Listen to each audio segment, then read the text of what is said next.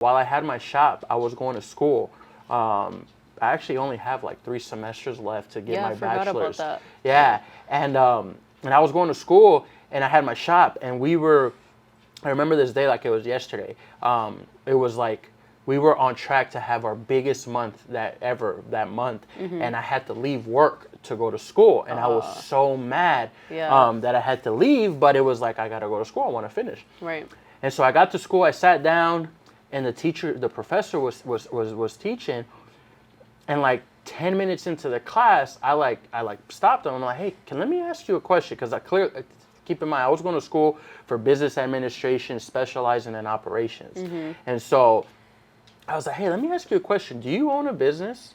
And the professor was like, no. Oh, man. I was like, oh, okay. I was like, have you ever owned a business? Yeah. And he was like, no.